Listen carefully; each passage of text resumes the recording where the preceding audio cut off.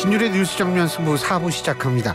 여러분들 이 음악 들으시면 어떤 거 생각나십니까? 옛날에요 텔레비전에서 주말에 명화를 할 때 이 시그널이 쫙 나오면서 이제 그날 영화가 시작이 됐고요. 사실은 그때는 OTT도 없고 뭐 OTT 이전에 비디오 뭐 이런 것도 활성화되지 않았을 때에는 아마 여러분들도 주말의 명화 시간을 많이 기다리신 분들 많았을 겁니다. 제가 참 여러분한테 이런 말씀들을 드리면서 제가 느끼는 게 참 저도 상당히 오래 살았구나, 오래됐구나 이런 생각도 드는데 어쨌든 여러분과 호흡을 같이 하면서 여러분들께 새롭게 선보이는 코너, 영화와 정치라는 코너입니다. 이 영화와 정치라는 건 사실 저희 학교에서 제가 가르치는 6과목 중에 한 과목 이름도 영화와 정치인데요. 사실 이 프랑스 영화 감독이죠, 장르 고다르는 정치에 대한 영화가 있고 정치적인 영화가 있다 이런 얘기를 하는데, 뭐 어쨌든 저희가 다루는 영화, 정치에 대한 영화일 뿐만이 아니라 영화 속에 담겨진 정치적 함의도 또 저희가 한번 찾아보는 그런 시간이 될 것 같습니다. 자, 오래간만에 뵙는 분입니다. 저도 오늘 함께해 주실 분 최광희 영화평론가입니다. 어서 오십시오. 네, 안녕하세요. 반갑습니다. 네, 예전에 신일의 출발새 아침 할 때 일주일에 한 번씩 꼭 모셔가지고 좋은 얘기 많이 들었는데 참 오랜만에 뵙습니다. 네, 그게 벌써 막 5, 6년 전 정도. 그 정도 될 거예요. 꽤 됐어요. 예. 자, 이 뭐 어쨌든 7년 전이랍니다. 우리 신동진 PD님이. 시간 너무 빨라요. 신동진 PD님하고 그때 출발새 아침을 같이 했거든요.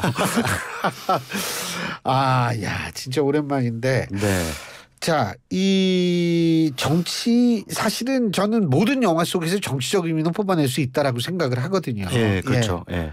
근데 오늘은 어떤 영화 오늘은 일단 뭐 현대 정치에서 빼놓을 수 없는 요소가 미디어 아니겠습니까? 미디어, 그렇죠. 언론, 네, TV, 라디오 이런 거요. 그래서 그런 그 미디어가 그 정치하고 어떤 상관관계를 갖는가에 대해서 고찰한 두 편의 영화를 소개를 해드릴까 합니다. 예. 그래서 사실은 미디어가 없으면 현대 선거 자체가 불가능하지 않을까요? 그렇죠. 누가 맞습니다. 나왔는지도 모르고 물론 벽보로 알 수는 있겠습니다만. 근데 그렇죠.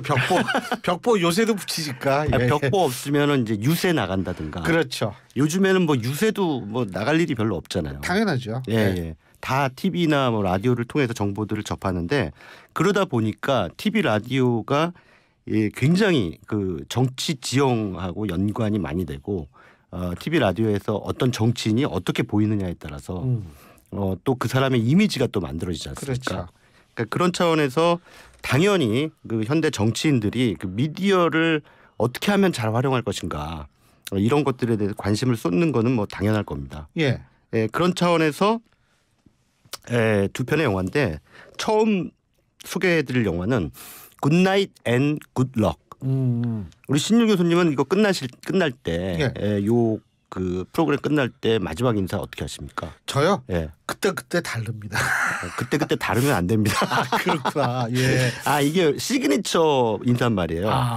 그래서 항상 이렇게 끝내는 거죠. 굿나잇 앤 굿럭. 이게 이제 에드워드 머로우라고 하는 그 미국의 CBS See It Now라고 하는 시사 프로그램의 진행자가 연전 1950년대 주로 활동했던 분입니다.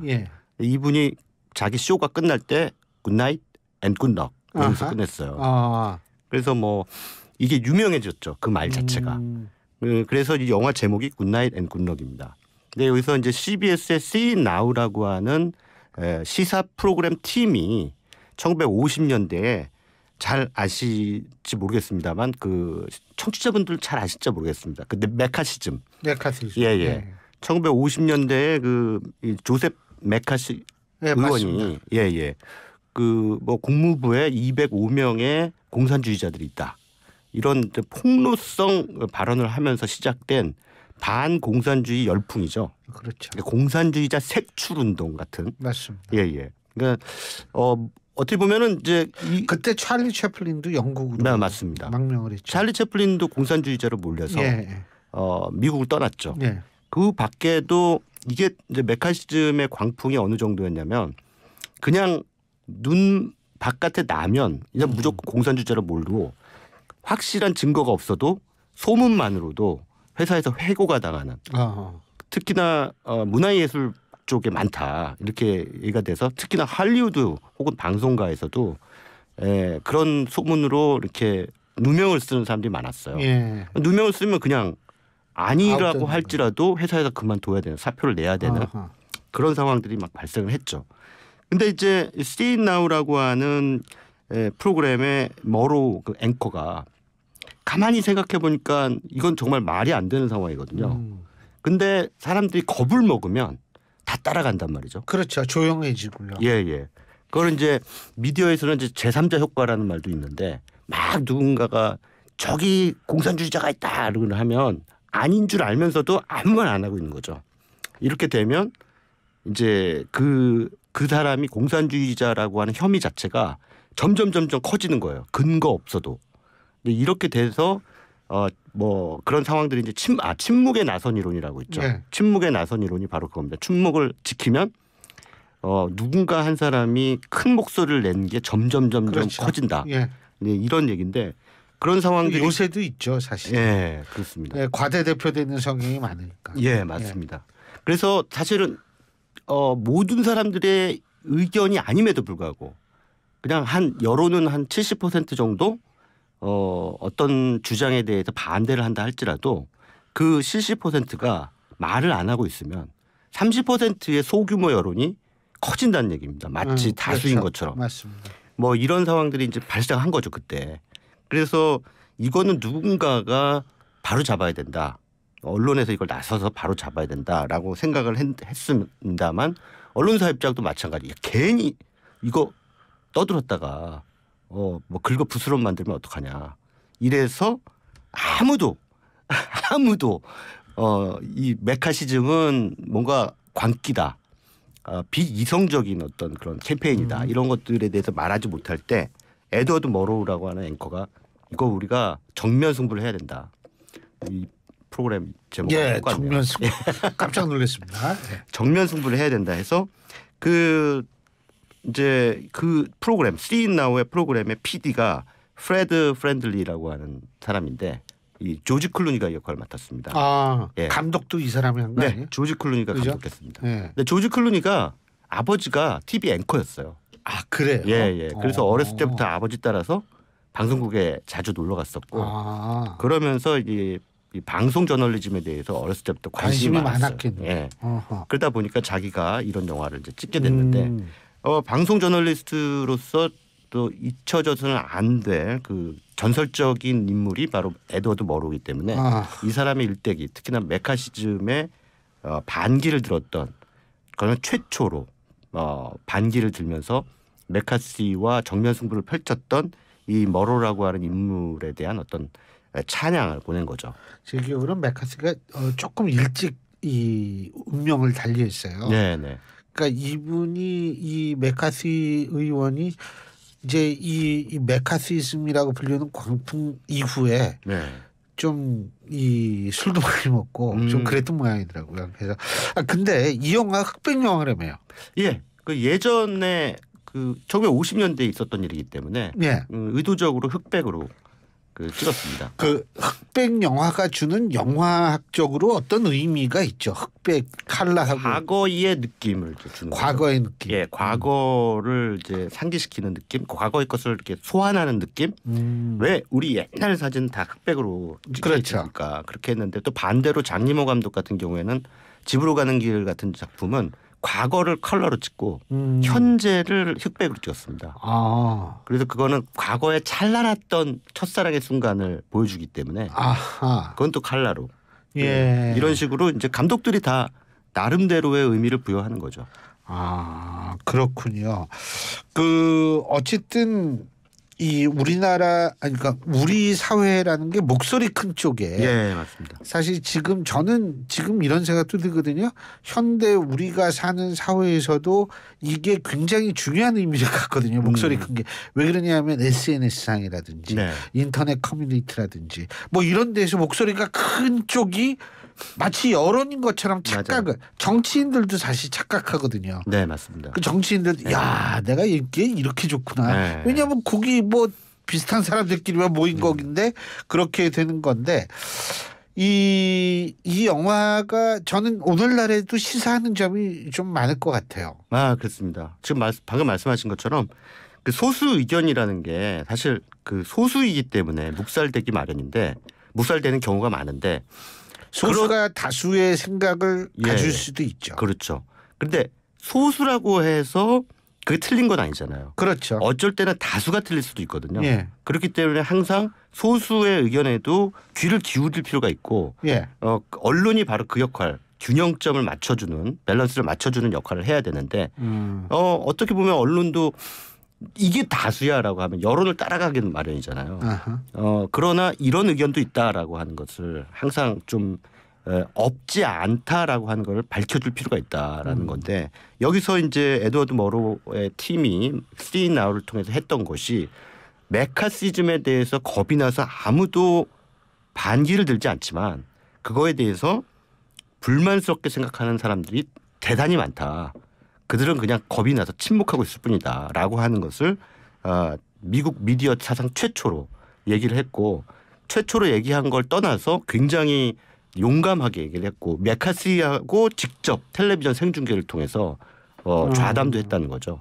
그래서 메카시는 그 과정에서 이 See It Now 팀이 이 사람들도 공산주의자다 이렇게 하면서 또 몰아붙여요. 그러니까는 이제 너는 네가 싫어하는 사람들은 다 공산주의자냐? 이렇게 또 반박을 하면서 그 메카시즘 자체가 대단히 비이성적인 선전선동이다. 이렇게 이제 결론을 내림으로써 메카시의 정치적 생명을 완전히 끊어버리게 되죠. 그래서 이제 말씀하신 대로 메카시가 여기서 완벽하게 패배하면서 이후의 삶이 굉장히 좀 추레해졌어요. 우울했어요. 네. 두 번째 영화는 어떤 영화입니까? 예, 두 번째 영화도 어떻게 보면 앞선 영화도 미디어와 정치인의 대결이라고 한다면 이 영화도 마찬가지입니다. 프로스트 대 닉슨이라고 하는 영화인데요. 예. 프로스트 대 닉슨은 이제 뷰티풀 마인드라는 영화는 혹시 아시는지 모르겠어요. 잘 알고 있죠. 그 연출했던 론 하워드 감독이 연출했고요. 뷰티풀 마인드가 저 상도 받았잖아요. 네네. 아카데미 작품상 받았습니다. 예. 근데 이제 프로스트 대 닉슨은 미국 대통령 닉슨 맞습니다. 예. 워터게이트 사건으로 해임이 아니라 사임했죠. 미국 대통령 사임했죠. 미국 탄핵이 들어가니까 자기가 던진 겁니다. 그렇죠. 그 미국 대통령 중 유일하게 지금까지 역사상 유일하게 사임한 임기 중 사임한 그런 대통령으로 남아 있는데 이 사람이 이제 불명예 하차한 거지 않습니까? 그러니까 자기는 되게 억울한 거예요. 근데 이거를 파고든 언론인이 있는 거죠. 그게 이제 프로스트라고 하는 사람인데 이 사람이 사실은 저널리스트라기보다는 그냥 방송 진행자입니다. 쇼 같은 거 방송하고 했던 사람인데 이 닉슨을 단독 인터뷰를 하면 사임한 닉슨을 단독 인터뷰를 해서 대국민 사과를 하게 만들자. 시청률 팍 올라가니까. 대박 날 거다. 이렇게 생각을 하면서 이제 제안을 하죠. 그러니까 닉슨이 그 제안을 받고 가만히 생각해 보니까 요거 또 절호의 기회란 말이에요. 이 프로스트라는 사람에 대해서 알아봤더니 일단은 정통 저널리스트가 아니에요. 그러니까 정치도 잘 모를 것이다. 잘 모르고 구워 삼기 좋겠다. 얘를 이용해서 내가 떨어진 명예를 다시 한번 회복하고 다시 정계에 복귀해야겠다. 이런 이제 꼼수를 갖게 되고 프로스트는 반대로 저 사람은 완전히 박살을 내서 내가 미국 그 텔레비전계의 명 MC로 등극해야겠다. 이런 서로 동상이몽을 하게 된 거죠. 그래서 이제 만납니다. 이거 싫어합니다. 그래서 이제 프로스트와 닉슨이 서로 만나서 나흘간의 인터뷰를 하기로 이제 합의를 봅니다. 그냥 하루만 하고 끝내는 게 아니라 나흘 동안 계속 하는 건데 이제 그러면서 조금씩 이제 서로 다음 날 해야 될 얘기의 주제를 오늘 하고 또 정하고 오늘 하고 또 정하고 이런 식으로 가는 거죠. 그래서 이제 드디어 이 프로스트 대 닉슨의 토크쇼 대결이 이제 펼쳐지는데 이게 완전히 입담 고수들의 대결이에요. 닉슨은 집에서 하지 않았나요? 네, 집에서 그죠? 했습니다. 집에서 했고 닉슨은 그냥 능구렁이에요. 그냥 뭐 프로스트가 어떤 공격을 해와도 원래 정치인들이 다 그렇습니다. 예, 말도 모호하게 하고 예. 분명하게 얘기 안 하잖아요. 항상 정치인들. 예. 모호하게 하면서 슬슬 빠져나가는데 아주 달인입니다. 프루스트가 처음에는 굉장히 많이 저기를 당해요. 야, 저 정말 어마어마한 능구렁이구나 이러면서 사흘 동안 계속 연패를 합니다. 공격은 하지만 살살살살 닉슨이 빠져나가니까. 그러다가 나중에 이제 회심에 반격을 가하게 되면서 닉슨을 완패시키는 과정까지 쭉 아주 흥미롭게 진행이 되는데 영화 내내 그냥 대화 나누는 게 전부입니다. 하지만 이 프로스트와 맞아요. 닉슨이 나누는 대화가 그 어떤 액션 영화보다 훨씬 더 이 박진감이 넘쳐요. 예. 그래서 결국은 정치라는 것은 말로 하는 거 아니겠습니까? 토론과 말로 하는 건데 그런 차원에서 미디어를 자기에게 유리하게 가져가려는 닉슨의 꼼수와 그 정치인을 자기에게 유리하게 가져가려는 미디어의 꼼수 이 두 개가 같이 충돌하는 현대 미디어 정치의 단면을 이 영화를 통해서 보실 수가 있는 거죠. 근데 사실 뭐 저도 이 얘기 들으면서 어떤 생각이 드냐 하면 우리가 시사 선정성이라고 얘기를 하거든요. 네. 그러니까 이게 좀 아주 센 발언이 그래서 이제 시사 프로그램이 많이 등장하고 지나치게 한쪽으로 오리엔테이션된 어떤 그러한 것들이 그래서 나타나는 건데 사실 그게 좀 위험은 하죠. 어떤 면에서는 사실은 그 미디어와 정치의 관계에 있어서 정답이라는 것은 없는 것 같아요. 그냥 끊임없이 추구할 뿐이지 균형점 어떤 중립이라든가 기계적 중립이라고도 하죠. 이런 것들을 저널리스트들이 꾸준히 추구는 하지만 어떤 부분에서 자칫 잘못하면 시청자들을 그 바이어스라 그러죠. 그렇죠. 편견으로 경도되게 만드는 그 함정도 있단 말이죠. 그러니까 그런 차원에서 이를테면 어떤 그 저널리즘 연구에서는 양식 효과라 그래서 TV 토론할 때 상대방을 서로 1대1 토론하는 두 후보 가운데 누구를 더 어떤 각도로 잡느냐. 맞아요. 그리고 조명도 중요하고. 말할 때 끄떡이는 장면을 보여주느냐 안 보여주느냐. 뭐 이런 거에 따라 그 지지도의 차이가 유의미한 차이가 생긴다는 거죠. 그런 차원에서 굉장히 연구를 많이 해야 되고 정치 쪽의 그 유권자들이 현명한 판단을 할 수 있게끔 자료를 만들어야 되는데 이게 뭐 아직까지는 여러 그 논쟁의 여지들이 있는데 이 영화는 아예 닉슨이라고 하는 한 정치인을 그냥 묻어버리려고 하는 그런 욕심이죠. 미디어의 욕심이고 또 닉슨은 그 반대의 또 욕심을 가지고 있고 해서 앞서 말씀드린 대로 미디어가 굉장히 큰 역할을 하는 현대 정치에서 우리가 이 TV나 라디오를 통해 듣는 정치 관련 정보들을 어떻게 소화해낼 것인가라고 하는 것을 또 유권자 입장에서 다시 숙고하게 만드는 작품이기도 합니다. 그 아까 말씀하신 굿나잇 앤 굿럭 이게 뭐 상을 받았나요? 후보에 올랐나요? 굿나잇 앤 굿럭은 작품상까지는 안 받고요. 후보에는 많이 올랐습니다. 그리고 프로스트 닉슨도 아카데미 작품상 비롯해서 감독상 뭐 여러 가지 상 후보에 올랐는데 그때 하필 그 어마어마한 작품이 나오는 바람에 뭐 벤자민 버튼의 시간은 거꾸로 간다라든가 이런 작품들이 막 줄줄이 나와가지고 수상에는 실패했죠. 그 벤자민 버튼의 시계는 거꾸로 간다도 흑백 장면이 나오지 않나요? 제 기억으로는 안 나오나? 흑백 장면이 있었던 것 같기도 하고 없었던 것 같기도 합니다.